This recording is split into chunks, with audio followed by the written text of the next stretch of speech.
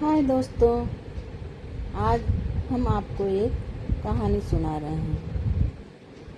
माँ लक्ष्मी और एक लड़की की। एक लड़की थी तो रोज एक लोटा जल लेके पीपल के वृक्ष में जाके डाल के आती थी। रोज एक लोटा जल पीपल के वृक्ष में डालते थे और जब वो वृक्ष में जल डालते थे तभी माँ लक्ष्मी वहाँ प्रकट होती थी, लेकिन वो देख नहीं पाते थे और चली आती थी। रोज का यही था।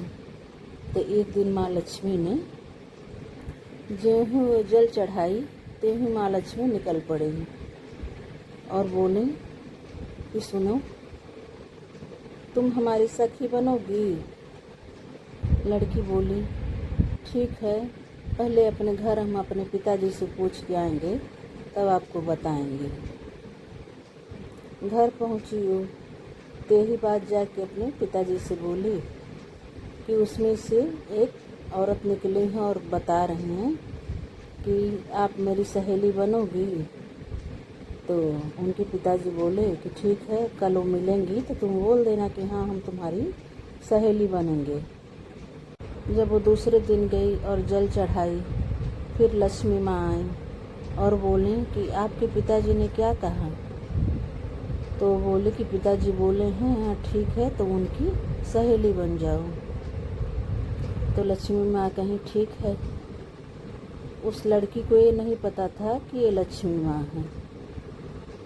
फिर एक दिन लक्ष्मी माँ बोले कि जब हम लोग सहेली बन गए हैं तो एक दिन आप हमारे घर खाने पे आओ, हम आपको भोजन पे बुला रहे हैं। तो बोली कि ठीक है, हम अपने पिताजी से पूछेंगे फिर आपको बताते हैं। फिर घर गई और अपने पिताजी से बोली कि ये बोल रही हैं हमारी सखी कि हमारे घर खाने पे आओ। तो उनके पिताजी बोले कि ठीक है, जाओ, बुला रही हैं खाने पे, जाओ उनके घर। फिर वो लक्ष्मी माँ के पास आई और बोली कि हाँ हमारे पिताजी कह दिए हैं आपके घर खाना खाने के लिए, हम भोजन करने आ रहे हैं। तो फिर लक्ष्मी माँ अपनी सारी व्यवस्था की। आज जब ये लक्ष्मी माँ के घर पहुँची तो देखी कि वो तो 36 प्रकार के व्यंजन हैं। सब जगह पूरा सोने का है। जिस पे आसन पर बैठने के लिए जो दी थी वो भी सोने का है, सोने का बर्तन है और इतने बढ़िया बढ़िया पकवान हैं। कुछ देर के लिए तो ठहर गई, चुपचाप हो गई। तो फिर माँ ने पूछा कि क्या हुआ सहेली। तो बोली कुछ नहीं, बस ऐसे ही। तो फिर आई बैठी, अपना भोजन ग्रहण की और फिर कही कि अब हम जा रहे हैं। हाँ, तो लक्ष्मी माँ बोले कि सुनो, आप हमें अपने घर नहीं बुलाओगी। उसका पकड़ ली आंचल। तो बोली क्यों नहीं बुलाएंगे, आप भी आई हमारे घर भोजन पे।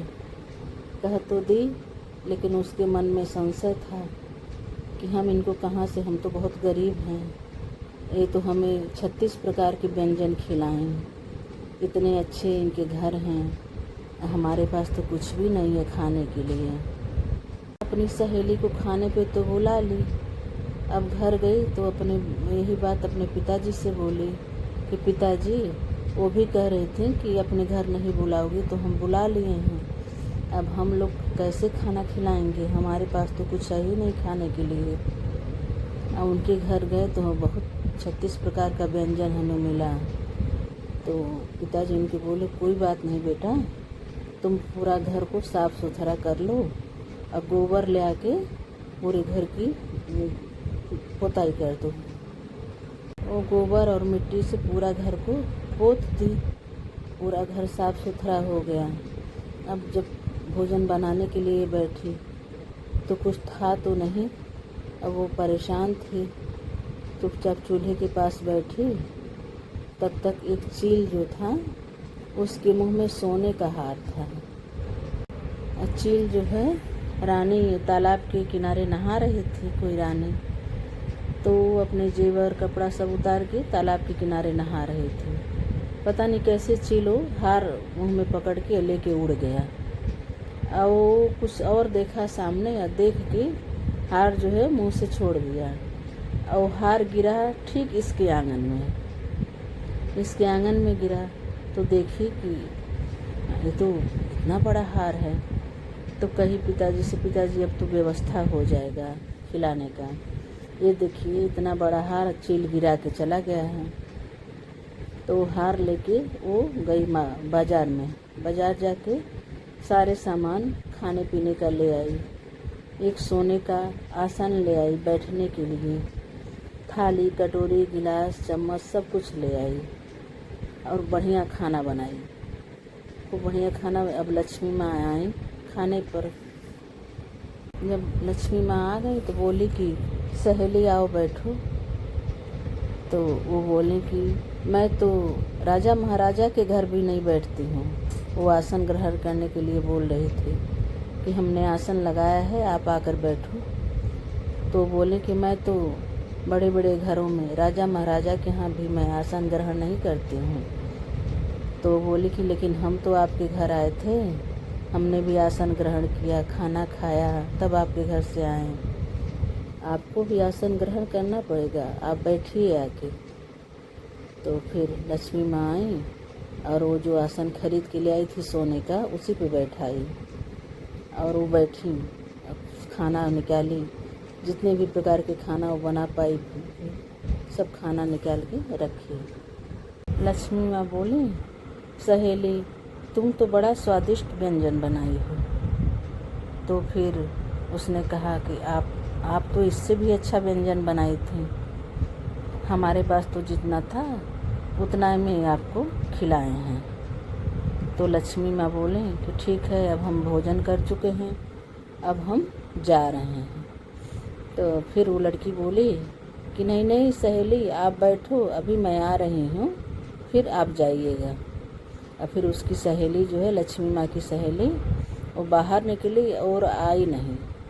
और लक्ष्मी माँ यहाँ इनके घर में आसन ग्रहण कर ली। तब से ये लोग धन्य धान वैभव लक्ष्मी सब इनके घर में हो गया और इनके घर से लक्ष्मी माँ नहीं गई। तो लक्ष्मी माँ से भी वो चालाक थी।